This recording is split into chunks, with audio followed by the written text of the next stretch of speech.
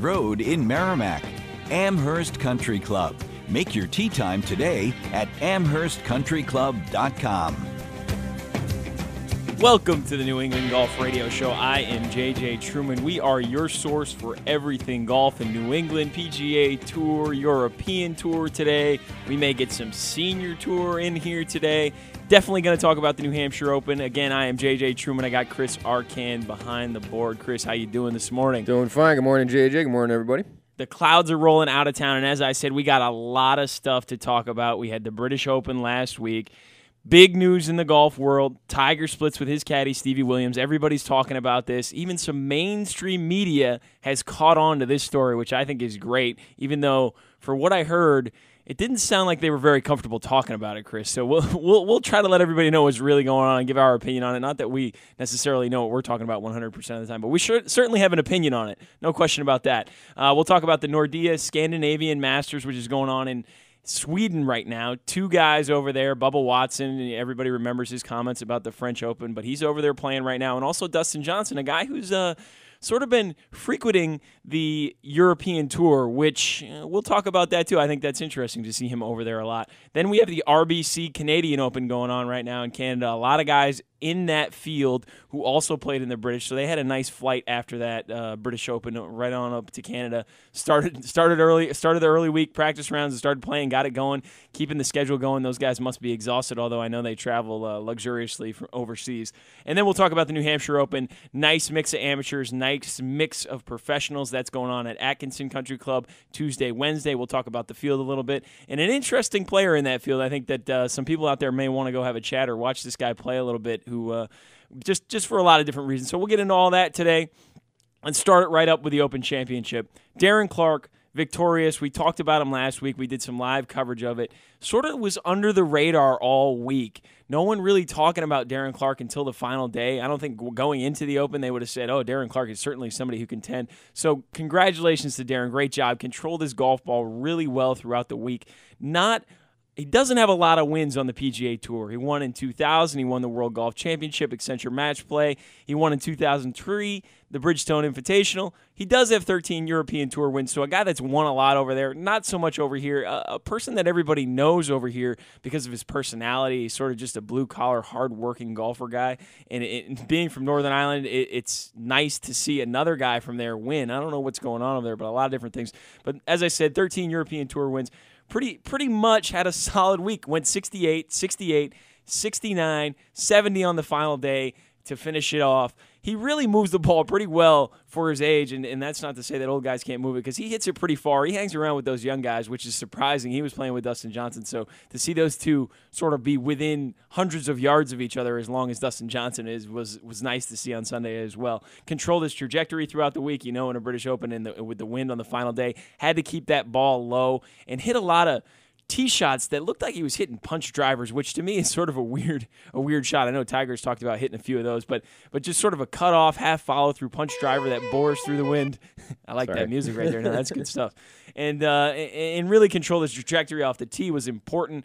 One of the big things I think for him, if you watch the coverage, he made a 15-footer on number one for par to get his round started. That really gave him the momentum to get going throughout the round, I think. And it was really great to see him win. 20th start in the British Open, finally gets a win. Now, are you banging your head up against the door, Chris, if you're Darren Clarke after 20 starts not getting a win? Or are you just going to this one saying, it's another one, I'm going to do my best? Or are you thinking, you know what, I think I can win this thing? He established early on that he was very capable of winning this thing. And before we get too far away from this, JJ, I got to give you props on this, man, because you have been saying the entire time leading up to the Open that it's not going to matter who can go out there and bomb the ball. It's going to matter who can hit low shots, who can control their ball. And Darren Clarke was the best at that by far. And he was next to a guy in Johnson who could do all those things, who could really bomb it really hard. And he got a lot of his shots caught in the wind. And you predicted that in the very beginning. You said the person who's going to win this Open is the guy who can hit the lowest drives and control the ball, and you were absolutely right. Well, I appreciate that, Chris. Anytime you want to give me some credit or give me some props on the show, I love it. Thank you. You deserve it. And that's right. It is a low ball hitter's course, and he saw that in Dustin Johnson, the contrast between the two. Dustin Johnson hits it really high and bombs it, but didn't keep it at low and didn't control his golf ball as well, and particularly on one shot that we'll talk about. But Darren Clarke gets his 20th start, gets the win. Northern Ireland, you got Graham McDowell from Northern Ireland, wins the U.S. Open. You have Rory McIlroy, wins the U.S. Open. Now you got Darren Clark, wins the British, all from Northern Ireland. What is going on up there? I mean, what are they putting in the Guinness up there? Can you explain this, Chris? I have no idea, but it's great to see, and it's great to see the celebrations. You remember after the third round, they had Clark mic'd up. He's walking off. He goes, "How about a pint or 6?" Not one. How about a pint or 6? That was his. That was his comment, which was great, interesting stuff. So, what do you think he's drinking out of the claret jug? I mean, I know in the press conference after the round, he's talking about, I'll be at some other tournaments within the next month, but I don't know if I'll be sober. So what's the drink of choice? Do you think it's straight Guinness in there? Do you think he's got some wine flowing in there? There's some other Irish drink that I don't know about that maybe you know about that he's got in there? What do you think, Well, Chris? there's this Irish drink called whiskey that I think he might have tried once or twice in his life. Oh, yeah, I do know about that one. I've heard of whiskey. He's probably got some of that in there, although I'm going to say Bushmills. Yeah, Bushmills. I've heard of that one as well. Good stuff. Once bought that as a present for somebody. But anyway, you saw him the day after, actually had a press conference talking about the party and said, surprisingly, he didn't have anything in the claret jug, which I think is interesting. He said he was trying to be a little bit more traditionalist for the first few days, at least, until things really got going. So who knows where that's at right now. He didn't have anything in it at the end of the party, yeah. Yeah, well, I'm sure he definitely didn't. But certainly a guy who deserved the win. It was nice to see him come down the stretch. And what I think was an eventful finish, because you wanted to see him win and everybody was pulling for him, but what turned into an uneventful finish after Dustin Johnson, who tied for second with Phil Mickelson, on the 14th hole, hits a good drive, hits his second shot, a 4-iron, to a green that he should be able to reach or at least lay up to and comfortably, pulls it completely right, out of bounds, and you could just see his body language and the expression on his face just absolutely drop. And the question is, now that he was in the mix here, he was in the mix at the PGA, he was in the mix at the U.S. Open at Pebble Beach when Graham McDowell won, is Dustin Johnson a guy, with the way that he plays, as high as he hits it, as long as he hits it, is he a guy that can win a major championship? I think he certainly is, but probably not in Europe, just with the style of play that's necessary out there. I think he's certainly got enough skills and enough talent, and enough golf ahead of him. It's not like he's some guy like on the downslope of his career. Sure. I think he certainly is capable of winning a major. I think he's capable of winning a major talent-wise. He is a 4-time PGA Tour winner. As I said, he bombs it, averages over 300 yards off the tee, hits irons just miles and miles by people. But mentally, he certainly needs to improve. Like I said, he reacted to that shot. His body language was terrible. If you were watching the coverage, you could just see him slump. And you knew that there was no way he was going to recover from that, even though he still had an opportunity to recover. So he certainly is mentally will improve with experience. As you said, he's got a lot of golf ahead of him, which is a good thing. And if you listen to Dave Long, Saturday Morning Sports, he asked me who's going to win the PGA Championship the last major of the year this year, and I picked Dustin Johnson because I think mentally he's finally ready. I think he's going to go back, he's going to watch the tape, he's going to see himself on TV and say, I cannot make that same mistake. If I hit a bad shot, I just need to move on. I did that all week. I do that most of the time. Just because it's a major championship, back 9, doesn't mean that I need to absolutely lose all of my confidence in my game when I hit a bad shot. And everybody does it, and it's very, very difficult to fight. It sounds a lot easier, and it's easier for me to sit here and say it on the radio when I'm not out there on the course hitting the bad shots. Trust me, I don't even play in the Masters. I hit bad shots. Sometimes I lose my confidence. But he certainly is getting that experience 3 times now. He's been a factor in a major. I think he's going to win this last one this year, and hopefully he does, and maybe I'll predict that one and be right again. Hopefully I don't give him the jinx like I've given other people in the past. This is a pretty early pick. Very early pick. PGA Championship at Atlanta Country Club, and I'm telling you, I got to go with Dustin Johnson. I just like the way. I think that he's going to react. I like the way he's competed in all these majors, and I think that experience is certainly going to pay off for him. Now, Dustin, interestingly enough, is currently playing in the European Tour event in the Nordea Masters in Sweden. He's played some other European Tour events. You think he's rumors swirling? He may leave the PGA Tour for the European Tour. What do you think? Any chance he does that? Just rumors. It's a possibility, I guess. I mean, it's really hard to know what's in a guy like that's head. I have no idea. What do you think? Yeah, I don't think he's going to leave. I think it's great that he's going to make more of a presence over there. I know the European Tour wants more PGA Tour guys to come over there. So maybe Dustin is a guy that says, you know what, I'll step up for the PGA Tour and I'll go over there sometimes and play with these guys. Now, Bubba Watson's also in that event, as I mentioned in the Open, and we'll talk about that later. But I think it's good that he's getting the experience over there. And also, Chris, maybe to your point earlier, trying to figure out how to play over there, trying to figure out how to play in the wind. Now, it's really windy in Sweden today. I don't know if it typically is or not. I'm not an expert on the climate in Sweden, but maybe he's trying to figure out how to play those. Yeah, unfortunately, I'm not. Maybe he's trying to figure out how to play in those events. Certainly a good thing. Another guy, Dustin's friend, that he tied with in the Open, Phil Mickelson, a guy that we were fired up about in here last Sunday morning. We thought he was going on an absolute run, was going to make a run at this British Open. We talked about him coming into the Open. He said he needed to reset his mindset and just say, you know what, I need to go out and play golf. Forget about the past failures here, or just not failures, because he played in a bunch of events there, but disappointments, we'll say. Okay, Phil Mickelson, not a guy who's accustomed to playing link-style golf, and just disappointing for him to go over there and not have really good finishes over his career.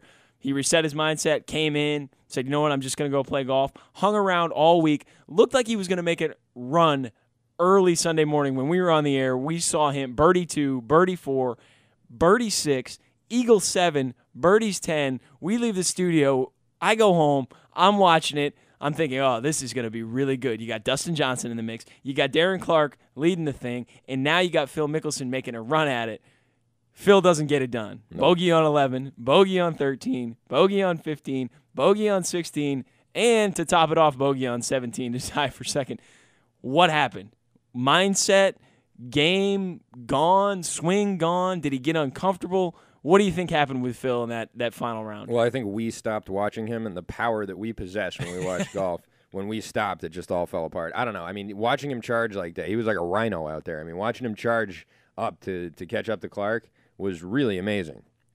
Watching him just drop right back off was like equally amazing. It was just total up and down, you know? I mean, it was like a bipolar round. Right. And Phil, well known for his decision making to be that like that, in that fashion, to be more up and down and maybe unpredictable. But it wasn't his decision making. He just hit some balls offline, and that was it. And I think that was one of the things that he's not accustomed to, being in contention in the back nine of a British Open. It's only happened once. He tied for third previous to this, so he was in the mix a little bit when he did that. However, just not comfortable with it. I think next year, watch out for Phil. He's going to have some confidence going into that British Open. Certainly going to be a guy that you need to pay attention to. And if he starts to figure it out a little bit more over there, it'll be great to see him compete as he did in this one, and then maybe finish one off next year. I don't know. I'm not going to try to predict that one a year out, but definitely a guy who seems more comfortable. Just made some bad swings, and it happens to everybody. I don't think you can attribute it to anything else, just making some bad swings. So he's definitely encouraged by that.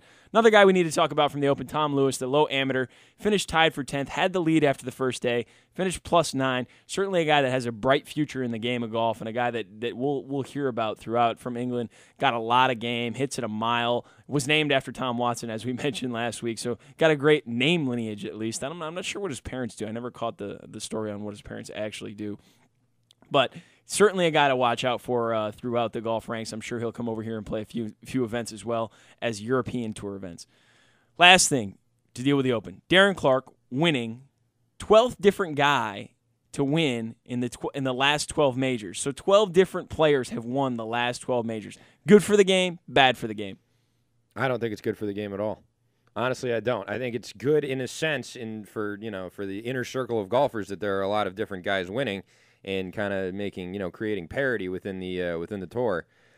On the other hand, in terms of like mainstream coverage, I think this is terrible for the game. There's no consistent winners. McIlroy is kind of getting there, but not really. I mean, it's 12 different people have won the last 12 majors. You can't make it any more obvious than that.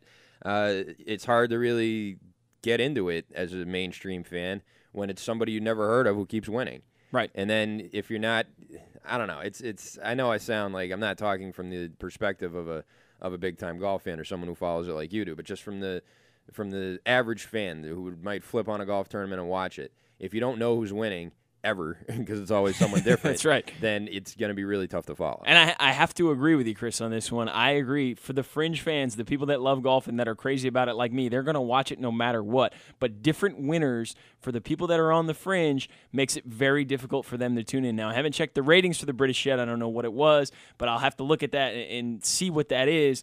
And 12 different guys winning in the last 12 majors certainly keeps people that are interested on the fringe about golf out of the mix. They're not going to tune in unless Tiger's in the mix or unless Phil's in the mix, and Tiger obviously hasn't been in the mix for a long time. And I'm going to go out on a limb and say that there's going to be 13 different major winners in the last 13. I don't think Darren Clarke is going to win the PGA. I don't even know if he's going to play in it. Who knows?